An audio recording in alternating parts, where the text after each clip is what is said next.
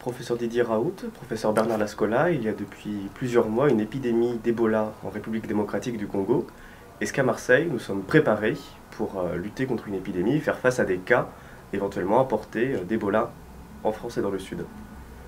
Bonjour, oui, effectivement, ici à l'IHU, donc nous sommes équipés pour recevoir les patients, d'abord les diagnostiquer au laboratoire. Nous avons la possibilité de faire des diagnostics moléculaires de maladies d'Ebola et ensuite les prendre en charge dans des chambres donc, qui seront ce qu'on appelle en pression négative, c'est-à-dire qui permettent de ne pas contaminer à la fois le personnel et les gens à l'extérieur. Et ces patients, on est équipés pour leur faire de la numération sanguine, en gros pour déterminer la totalité des paramètres sanguins, de pouvoir les prendre en charge, éventuellement même dans le cas où on aurait un patient donc, qui est suspect d'Ebola, mais qui n'est pas vraiment un Ebola, mais qui a une maladie hémorragique, on a la possibilité dans le P3 de faire un prélèvement biopsique, donc autopsique sur ce patient.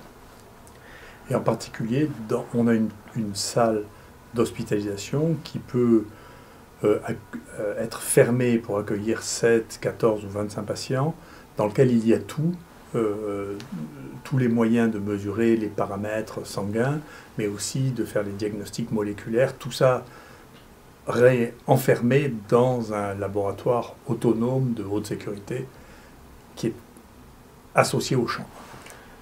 On parle d'Ebola comme d'une maladie émergente. Est-ce que les épidémies d'Ebola sont quelque chose de récent en Afrique? Ebola, c'est une grande source de terreur qui est très certainement injustifiée dans nos pays.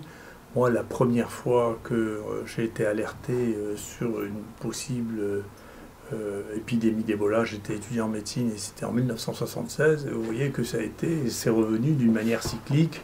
Les gens aiment se faire peur et donc Ebola. Nous avons eu un problème scientifique assez important, conflictuel, parce que on a été les premiers à trouver que la peste de Marseille et la peste du Moyen-Âge étaient dues effectivement à la peste.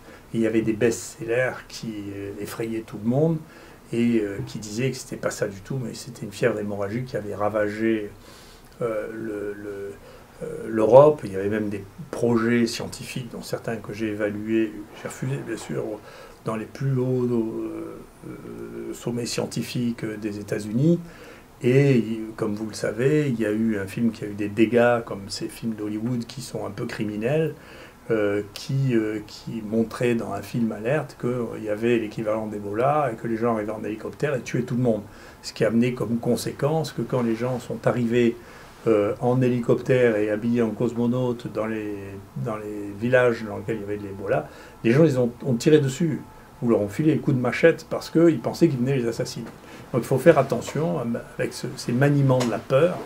Ça a des conséquences ensuite en termes de santé publique, comme ont eu des conséquences le film sur la fausse campagne de vaccination au Pakistan pour tuer Ben Laden, qui fait qu'actuellement au Pakistan et dans le monde d'ailleurs, il y a plus de vaccinateurs assassinés que le cas de poliomyélite quand même. Parce qu'on n'arrive plus à finir la poliomyélite à cause de ces films qui racontent que l'on a fait des folies ou qui inventent des folies à partir des maladies infectieuses. Donc Ebola n'est pas une maladie très contagieuse, c'est une maladie qui est contagieuse quand on est au contact du sang et des urines. C'est une zoonose, c'est une maladie des animaux. Ça commence probablement chez les chauves-souris, les singes peuvent être infectés, et les gens qui mangent la viande de brousse, en particulier les singes, sont susceptibles, quand ils les manipulent, qu'ils sont en contact avec le sang de singes qui sont morts ou qui sont infectés, d'attraper la maladie qui a surtout été transmise au Congo, parce que le lavage rituel des gens qui sont morts de fièvre hémorragique expose à être infectés. Et que donc si on lave les morts qui ont saigné, eh bien on a un risque d'attraper la fièvre d'Ebola.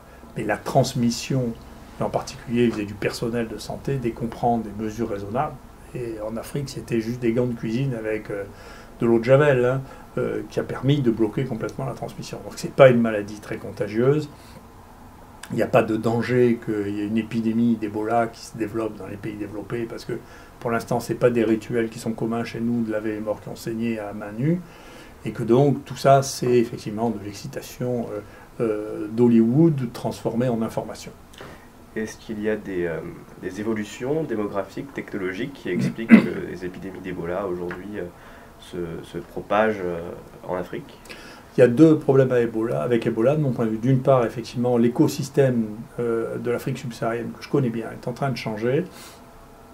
C'est-à-dire les zones qui étaient très isolées, en particulier les zones rurales, qui n'avaient aucun contact avec les autres populations. Les gens pouvaient rester 20 ans sans sortir de la zone dans laquelle ils vivaient.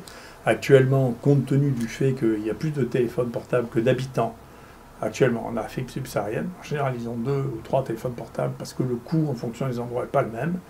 Et deuxièmement, l'Afrique est envahie de motos maintenant, qui sont des motos chinoises, qui sont des motos passe-partout, qui sont transformées en moto-taxi. Et donc il y a un nombre de déplacements actuellement en Afrique qui s'est développé, comme dans le sud-est asiatique, depuis 5 ans, qui n'a rien à voir avec ce qui se passait. Donc il y a un changement d'écosystème important qui va amener un changement de répartition des maladies, bien entendu, puisque des maladies qui étaient limitées à la forêt peuvent se déplacer maintenant vers les villes.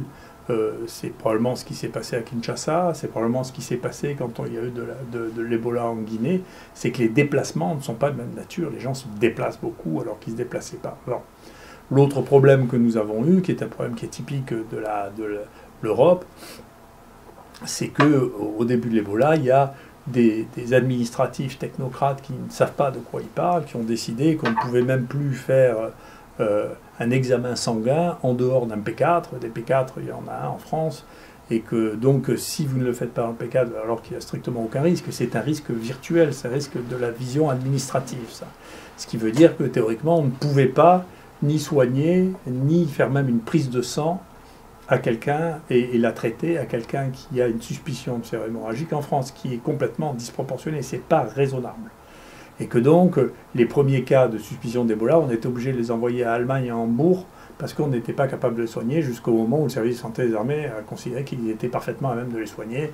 Comme le service de santé des armées a le droit, dans des situations de crise, de décider ce qu'il fait, malgré la réglementation européenne, il l'a fait. Et quels sont les leviers qui pourraient être saisis pour restreindre et éviter le développement des épidémies en cours, notamment celle au Congo? Ce qui est vraiment le problème au Congo, moi l'homme qui s'occupe de ça au Congo fait partie du conseil scientifique de notre fondation, c'est lui qui a découvert Ebola, c'est le docteur Mouyembe.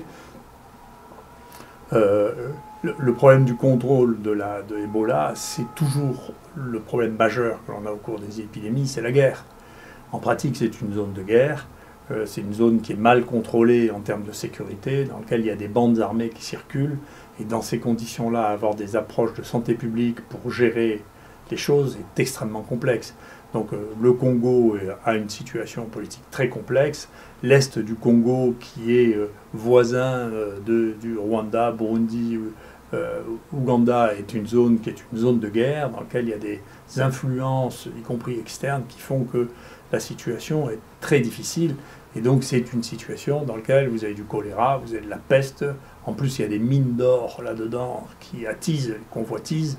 Et donc cette zone est une zone qui manque beaucoup de sécurité, qui explique la raison pour laquelle il y a des cas qui persistent d'Ebola, parce que la situation politique est extrêmement complexe. Il ne faut jamais oublier que les épidémies sont les amis des guerres.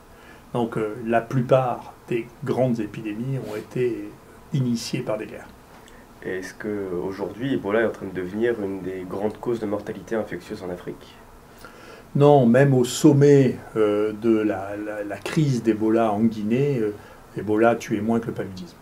Donc c'est une crise, bien entendu, dont il faut s'occuper. C'est une maladie régionale, c'est pas une maladie mondiale, mais l'information ne fait plus la différence entre une maladie qui touche 3 pays ou 2 pays en Afrique et une maladie mondiale, donc plus personne n'y comprend rien. Et deuxièmement, y compris même à l'endroit qui était le plus exposé de tous, ça tuait beaucoup moins que la maladie qui tue encore le plus dans cette zone géographique qui est le paludisme. Merci beaucoup.